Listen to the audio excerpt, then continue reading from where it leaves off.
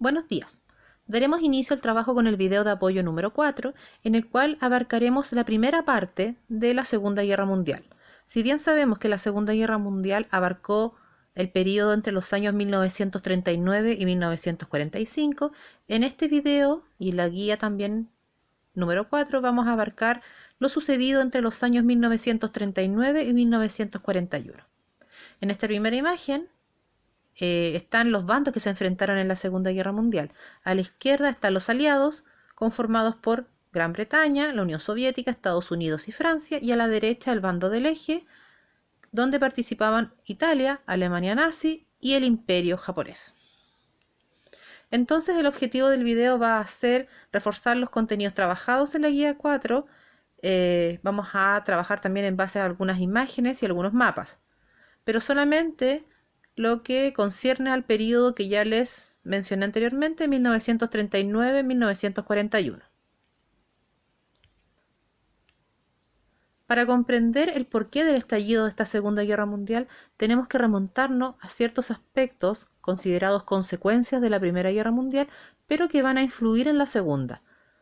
Por ejemplo, el Tratado de Versalles de 1919, donde se documentan y se escriben las condiciones para la Alemania que es considerada la culpable de la Primera Guerra Mundial.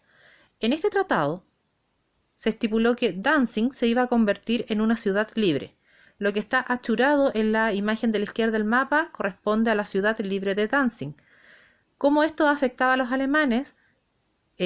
Los afectaba en el sentido de que luego de la Primera Guerra Mundial Alemania había quedado separada de Prusia, y Prusia siempre había sido parte del Imperio Alemán.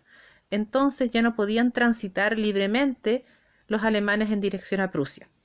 Además de esto, a Polonia se le asignó un corredor, que se va a llamar el corredor del Danzig, que le daba paso y entrada hacia el mar Báltico.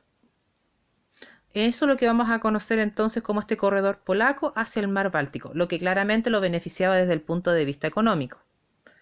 Por ello es que Alemania quería tener un paso directo hacia Prusia y en eso se interponía Polonia. El hecho que va a constituirse como detonante, es decir, lo que inicia la Segunda Guerra Mundial, va a ser la invasión a Polonia, la cual se llevó a cabo el 1 de septiembre del año 1939. Sin embargo, hay que destacar que el 31 de agosto de ese año se va a producir en Gleiwitz un incidente que va a marcar el inicio de esta invasión a Polonia. Este incidente se basó en una maniobra que consistió en una operación donde los alemanes se vistieron con uniforme polaco y atacaron la radioemisora de la ciudad de Gleiwitz. Eso entonces los alemanes lo interpretaron como un ataque hacia ellos, pero como les acabo de explicar, fue una cosa manipulada e inventada. Eso evidentemente influye en que el día siguiente se proceda a la invasión de Polonia. La invasión de Polonia entonces se va a iniciar el 1 de septiembre de 1939 y se va a utilizar en ella la estrategia de la guerra relámpago, también conocida como Blitzkrieg. La guerra relámpago se va a basar entonces en invadir rápidamente para evitar la guerra en dos frentes, y para ello se va a utilizar la máxima capacidad bélica posible. Con respecto a Polonia, el 17 de septiembre va a ser atacada por el frente oriental por los soviéticos. Recordemos que el 23 de agosto de 1939 se había firmado un pacto secreto de no agresión entre alemanes y soviéticos, y una de las cláusulas que tenía este pacto secreto era que Alemania iba a dividir Polonia con los soviéticos. Si bien Alemania había iniciado su política expansionista algunos años antes, en otras zonas, como por ejemplo lo que sucedió en Austria cuando fue anexada por los alemanes, o lo que sucedió también en Checoslovaquia, la invasión a Polonia va a ser la primera agresión bélica propiamente tal. Producto de esta agresión es que 2 días después, es decir, el 3 de septiembre de 1939, Inglaterra y Francia le declaran la guerra a Alemania y se da inicio entonces a la Segunda Guerra Mundial. Polonia va a resistir hasta el 6 de octubre, donde se lleva a cabo la capitulación de Varsovia y por ende ya no va a seguir la guerra en este lugar. Después de un periodo que es conocido como la Guerra de Broma, se va a dar inicio al avance alemán por el resto de Europa. Mientras tanto, la Unión Soviética va a llevar a cabo la Guerra de Invierno, donde se enfrenta a Finlandia. Esta Guerra de Invierno se va a llevar a cabo entre noviembre de 1939 y marzo de 1940. Y también va a ser conocida como la Guerra Ruso-Finesa. Finlandia se defendió bastante bien de los soviéticos, lo que llamó la atención a la Alemania y en particular a Hitler. Entonces se va a iniciar el avance europeo. Los primeros lugares atacados por Alemania van a ser Dinamarca y Noruega. Dinamarca cayó rápidamente, pero Noruega dio mucha más pelea. La imagen a la izquierda representa esta operación que se lleva a cabo en Noruega. Al continuar el avance europeo, Alemania va a atacar Luxemburgo, Bélgica, Países Bajos y Francia en el año 1940. Entonces, en 6 semanas, Hitler logra avanzar por estos países que les mencioné y llega a Francia, que es un objetivo bastante importante para él. Francia y Alemania habían tenido desde hace muchos años, y fue esto mucho más profundizado por la Primera Guerra Mundial, conflictos limítrofes. Entonces, para Hitler era un objetivo real poder atacar y en el fondo quedarse con el territorio francés. La imagen que está abajo es Rotterdam, que forma parte de los Países Bajos, que fue destruida en un ataque aéreo. La ocupación de Francia se va a llevar a cabo en 1940. En mayo de 1940, Francia es atacada por los alemanes. La estrategia francesa era más bien del tipo defensiva, entonces había construido una línea llamada Maginot, con la cual pretendía evitar el avance de los tanques alemanes, lo que evidentemente no funcionó. A esto tenemos que sumar que el 10 de junio de 1940, Italia ataca a Francia por la parte del sur. Entonces, Francia debe defenderse por dos flancos. En este contexto se produce la Operación Dínamo el 26 de mayo de 1940, donde deben ser rescatados 340.000 soldados desde Dunkerque, o Dunkirk también. El 14 de junio cae París y el 22 de junio se firma un armisticio francés. Como vamos a ver en el mapa de la izquierda, Francia va a quedar dividida en dos. La zona rosada es una zona ocupada por los alemanes y la zona que está en morado claro es denominada una zona libre. También es llamada la Francia de Vichy. En esta Francia de Vichy se establece un gobierno títere de la Alemania nazi bajo el mando del general Pétain. Los que estaban en oposición a esta invasión alemana van a escapar principalmente a Inglaterra y desde ahí van a continuar su oposición. Todo lo que sucede en Francia también es conocido como la Batalla de Francia. Abajo están imágenes que representan la invasión y la ocupación alemana a Francia. Ahí vemos cómo Hitler se saca una foto icónica con la Torre Eiffel de fondo. Hay otras imágenes que también demuestran la felicidad que tenían. Algunas sale bailando cuando se da cuenta de que Francia va a ser ocupada por los alemanes. De hecho, el armisticio francés va a ser firmado en el mismo escenario en el que se firma el Tratado de Versalles. Entonces va a tener en el fondo un efecto simbólico también. La siguiente etapa de los avances alemanes va a estar orientada a la Operación León Marino, que en el fondo es un plan de invasión a Inglaterra. Como Francia ya cayó en manos alemanas, Inglaterra va a ser el principal y gran enemigo de Hitler y del imperio nazi.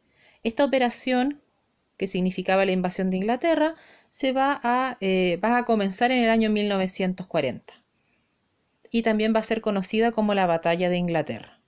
¿Cuál era el principal obstáculo que tenía Hitler para invadir Inglaterra?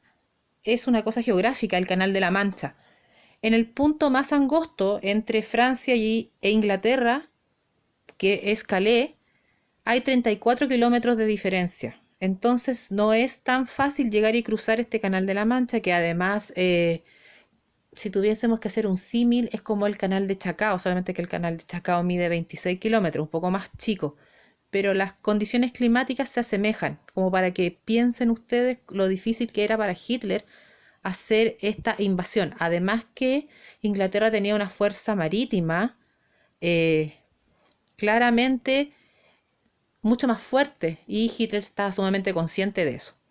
Además, lo sucedido en Dunkerque había significado una pérdida de suministros y de armamento pesado para los británicos. Entonces, el plan de invasión a Inglaterra no se llevó a cabo por la falta de seguridad al cruzar este Canal de la Mancha y por la capacidad marítima que yo les relaté de los ingleses, que era muy superior. Sin embargo, ciudades inglesas fueron atacadas constantemente y por ende población civil. Esto se llamó la Operación Blitz.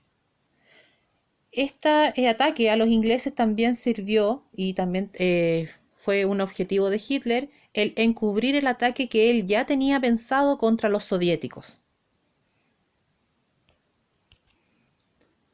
Como ya les dije, los ingleses se constituyeron en los principales enemigos del imperio nazi y dentro de ellos vamos a destacar al primer ministro Winston Churchill como un diplomático, un primer ministro, un político que intentó acabar con Hitler y también intentó movilizar a los estadounidenses en contra de un objetivo común, pero no lo logró hasta que sucediese efectivamente lo de Pearl Harbor, que vamos a ver más adelante. En septiembre de 1940 se va a constituir el eje Berlín-Roma-Tokio, es decir, el eje que nosotros conocemos como uno de los bandos que participa en esta Segunda Guerra Mundial. Las imágenes van a demostrar la primera, estos ataques a las ciudades y por ende todo el daño a la población civil. Abajo hay un mapa de cómo estaba planeada esta invasión a Inglaterra. Y en la imagen que está más oscura está este primer ministro evidenciando los daños que se producían en cada una de estas ciudades. Otro escenario en el que se va a vivir esta Segunda Guerra Mundial es el mar Mediterráneo, la zona de los Balcanes y África. Entre 1940 y 1943 se desarrollaron campañas en África y en la región de los Balcanes. Inglaterra va a estar muy presente en estas batallas porque el Canal de Suez le significaba la llegada de tropas y de colaboración desde Nueva Zelanda y Australia. Si el Canal de Suez fuese tomado por el bando del eje, eso le significaría a los ingleses que toda la ayuda que ellos recibían por ese camino iba a tener que darse la vuelta por debajo de África. Entonces iba a ser más largo y más complejo. Además, tenemos que tener en cuenta que en el continente africano estaban las distintas colonias de estos países europeos, entonces por ende también era un escenario de conflicto. En África se van a enfrentar principalmente los ingleses con los italianos. Otro punto importante era impedir el paso del eje hacia la zona de Irak por los pozos petroleros. Va a destacar en estas campañas de África el general alemán Rommel, que va a formar el Afrika Korps, quien está en la fotografía de la izquierda. En el frente oriental vamos a identificar la Operación Barbarroja, que es la operación que pretendía invadir la Unión Soviética. Los alemanes, a pesar de que habían firmado este pacto secreto con los soviéticos, no los consideraban como iguales. ¿En qué sentido? En que como no formaban parte de la raza aria, en el fondo Hitler que sentía que los rusos eran subhumanos, no eran humanos de verdad. Eso es en la mentalidad y en la ideología que él tenía. Entonces, ese pacto fue firmado porque era una estrategia para tener más tiempo para organizar la guerra en Europa, pero en el fondo él siempre pensó en atacarlos. Por el contrario, algunas fuentes señalan que Stalin, que era el líder soviético, nunca creyó que fuese a ser atacado por Hitler. Esta operación se va a iniciar el 22 de junio de 1941 y significó la movilización de 3,5 millones de atacantes alemanes en 3 direcciones hacia la Unión Soviética. También existía una finalidad de tipo económica, ya que uno de los objetivos que tenía Hitler era asegurarse de algunas materias primas, hierro, carbón, petróleo. En una primera instancia de esta operación Barbarroja, a Hitler le fue bastante bien y obtuvo bastantes victorias. Sin embargo, eso se va a dar vuelta, ya que los soviéticos van a tomar las riendas del asunto y lo van a enfrentar. Uno de los aspectos que llevó a la Unión Soviética a tomar estas riendas del asunto que les decía yo fue que en abril de 1941 ellos habían firmado un pacto con Japón de no agresión entre ellos. Y después, por medio del espionaje, se dieron cuenta que ese pacto se iba a llevar a cabo, es decir, Japón iba a respetar eso. Además, nosotros sabemos que el Pacífico era otro frente en esta Segunda Guerra Mundial y era el objetivo que tenía el Imperio japonés. Entonces, en la medida en que Stalin estuvo seguro de que no iba a ser atacado por los japoneses, se concentra directamente en atacar a los alemanes. También sabemos que uno de los principales aspectos que va a afectar a los alemanes va a ser el clima. El frío, dicen que este fue el invierno más frío que se vivió en la historia. De hecho, se relata de que los ataques por lo mismo eran hechos en la madrugada cuando habían menos 40 grados. ¿Qué significaba eso? Que las armas de los alemanes no servían, que los tanques se congelaban, a diferencia del armamento de los rusos que estaban mucho más preparados para enfrentar estos climas, y además los alemanes no estaban preparados, su ropa no era la adecuada. Muchos alemanes incluso, para evitar morir congelados, tomaban las ropas de los rusos, aunque eso significase que pudiesen fusilarlos por traidores. Debido al frío, los alemanes terminaron avanzando 3 kilómetros diarios. Finalmente, Alemania perdió 250.000 efectivos y la Unión Soviética empezó a participar activamente del bando de los aliados a raíz de esta operación Barbarroja. Los soviéticos entonces comienzan a avanzar hacia Europa. Otro frente, como yo les decía, era lo que sucedía, era el Pacífico, o sea, el Océano Pacífico como escenario de esta Segunda Guerra Mundial. Un primer aspecto que tenemos que tener claro es que el Imperio japonés se caracterizaba por ser una sociedad militarizada. De hecho, los principales ministros eran militares. Otro punto importante es que los japoneses se habían propuesto a sí mismos imitar el modelo occidental, es decir, tener colonias. Y esas colonias eran fundamentales también desde el punto de vista de que Japón, al ser una isla, está carente de recursos naturales y necesita sacarlos de algún otro escenario.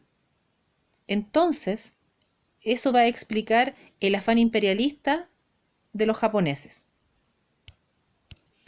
Como les dije anteriormente, existió un pacto de neutralidad entre los soviéticos y los japoneses desde 1941. Entonces eso permitió que Japón se orientase a este frente pacífico.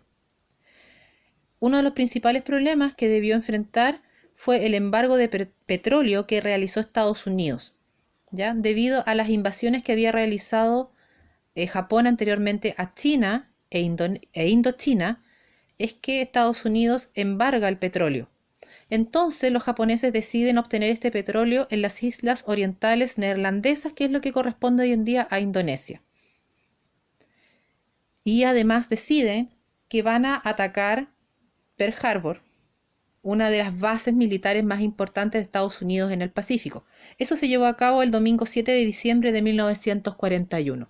El objetivo era entonces destruir 4 portaaviones, pero en realidad esos portaaviones estaban en alta mar, así que no fueron dañados. El ataque a Pearl Harbor duró 90 minutos y en este ataque murieron 2.400 estadounidenses.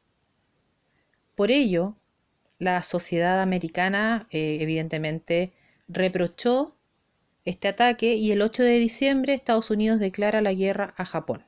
El presidente Roosevelt, que es el que está ahí firmando la declaración de guerra, es quien va a participar de esta Segunda Guerra Mundial. Luego del ataque a Pearl Harbor, los japoneses comienzan su avance en el Pacífico. y eso después también va a ser combatido por los americanos. Este mapa representa a Alemania en su máximo apogeo, ya que esta primera etapa de la Segunda Guerra Mundial se va a caracterizar por los avances alemanes principalmente. Entonces podemos identificar una frontera en 1942, los aliados, territorios satélites donde habían gobiernos pro el eje, a favor del eje, y territorios ocupados antes del eje. Y en naranjo están los aliados, que en el fondo van a representar al Reino Unido, Inglaterra y a los soviéticos.